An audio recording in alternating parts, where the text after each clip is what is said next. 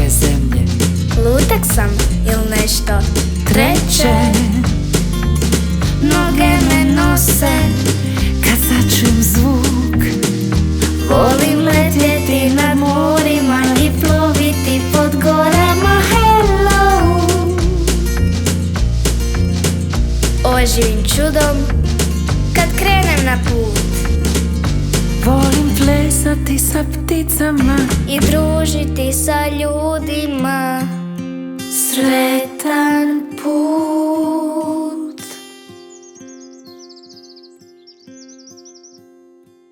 Lutak Mundo u Španjolskoj.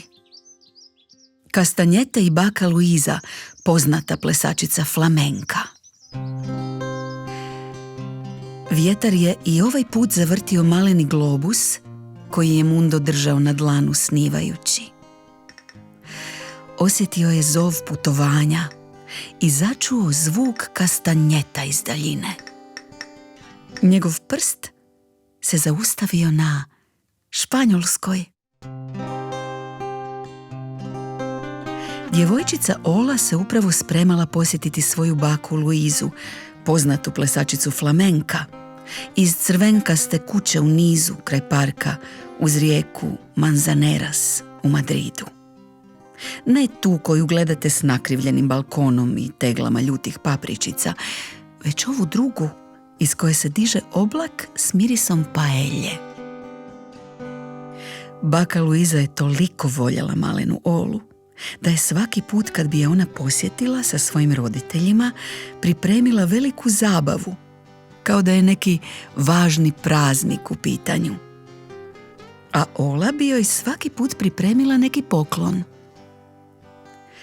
Ovoga puta bio je to lutak. Da, lutak kojeg je pronašla ostavljenog ispod stabla jabuke u parku jabuka u Malagi, gradu u kojem je živjela. Iako nije mogla vjerovati da bi tako lijepog lutka netko mogao ostaviti, bila je sigurna da ga je netko zaboravio. Zapravo je bilo tako da ga je jučer slučajno ispustio jedan glazbenik iz jedne zemlje na sjeveru, odakle pušu hladni vjetrovi. Ali to je već neka druga priča.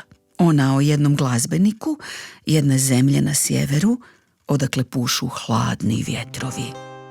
Kako god, Ola je upravo u svojoj platnenoj torbi nosila lutka, za kojeg nije znala da je najveći putnik među putnicima i da se zove Mundo.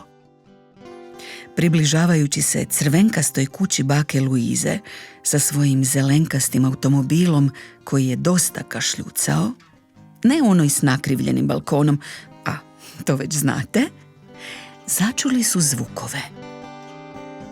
Uskoro su vrlo jasno začuli neku glazbu, ritmičnu i pucketavu, prpošnu i poput kuckanja peradjetlića o drvo. Ola je osjetila kako se u torbi nešto meškolji.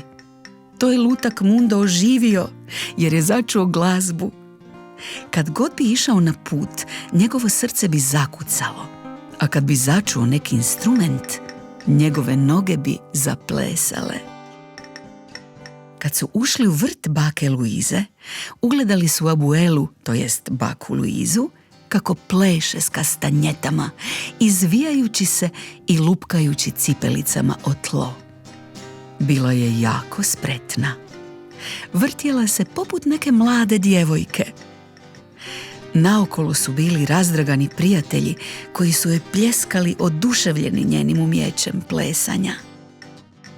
Vrt je bio šaren, ukrašen žuto-crvenim balonima i lampionima, a čaše su zveckale pune nekih finih napitaka od voća. Kad ih je baka ugledala, pohrlila je prema njima i zagrlila snažno svoju unuku sa suzama radosnicama u očima, kako to bake najčešće i rade. Minjeta, Minjeta, moja unuka. Odjednom iz Olinog naručja lutak Mundo potrči do bake Luize i zapleše zajedno s njom lupkajući svojim drvenim nožicama, dok su mu oči treptale u zanosu poput crnih kastanjeta. Tako je volio glazbu. I ove kastanjete su mu divne, samo ih staviš na prste i sviraš i plešeš u isto vrijeme.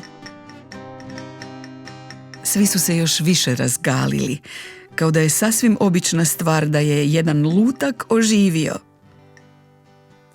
Proslava je trajala dugo u noć, sve dok lutak i Ola nisu zaspali pod nebom punim zvijezda usnulica. Ujutro Ola više nigdje nije mogla pronaći lutka. I iako je bila tužna zbog toga, nekako je osjećala da on nikada ne miruje i da ne može dugo biti na jednome mjestu. Iako je lutak.